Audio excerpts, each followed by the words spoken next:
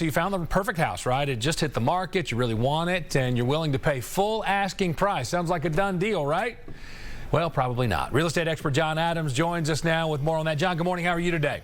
Good morning, Buck. I am well today, but this is a crazy market. Yeah, well, you know, you've been doing this such a long time in this area. Have you ever seen such a seller's market? You know, I never have. In 45 years of being a licensed broker in Georgia and working with buyers and sellers, I've just never seen a market where homes draw multiple offers so quickly.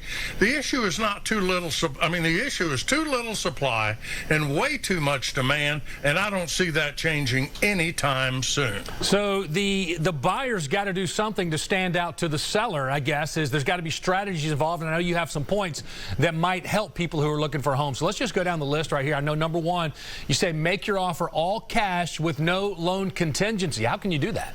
Well, it's very simple. You just sign the piece of paper. Now, there are consequences to that, and you need to be aware of them. But in other words, even if you're unable to get approved for a conventional loan, you agree to go ahead and buy the house using personal funds. Now, that assumes you have them or that you can get them. But you're going to have to prove that you have the money for the purchase available. The seller's going to ask for a proof of funds letter from your banker. There's several ways to get that without it being yours, but it's extremely attractive to the seller. This is pretty attractive, I would think, to the seller as well. Make your offer with no inspection contingency. Buck, this is the seller's greatest fear. They're afraid you're going to have an inspection, come back and refuse to buy unless the seller makes a bunch of repairs. By eliminating the inspection, the seller knows you're agreeing to buy this house as is, where is. How can you do it? Well, one way is to have your inspection while you're looking at the house the first time. And this type of offer is also extremely attractive to the seller. No inspection contingency if you're comfortable doing that. All right, number three seems to be pretty common these days, and that's make an offer above asking price. You know, it really has. It's a most recent transaction I was involved in. There were 10 offers on the table within 72 hours, and 4 of those were above asking price. The others were immediately discarded. So hopefully you're working with a great agent. They're very familiar with home values in the area. Remember, in 2021, Buck, home prices in Metro Atlanta, depending on who you believe, went up 24%. That's 2% a month.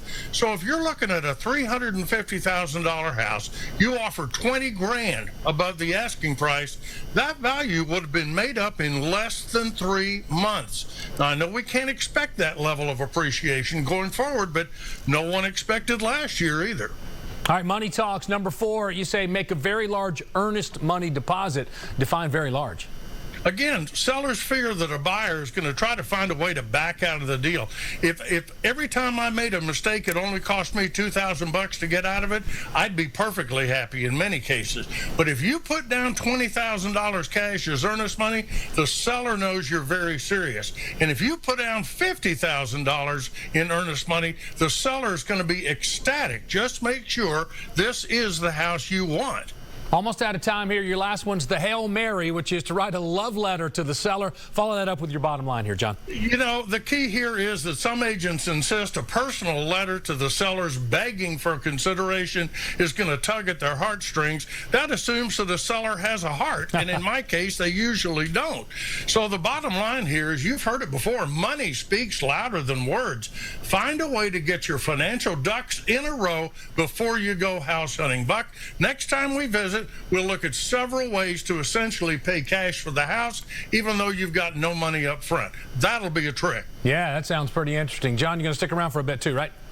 1 hour. All right, John's going to, thanks as always, good stuff, and he's going to stick around he'll be on our Atlanta Facebook page, our Fox 5 Atlanta page, for the next hour to answer your real estate questions, and they don't necessarily have to be about today's topic, although I bet a lot of them will be. Some good stuff there, too.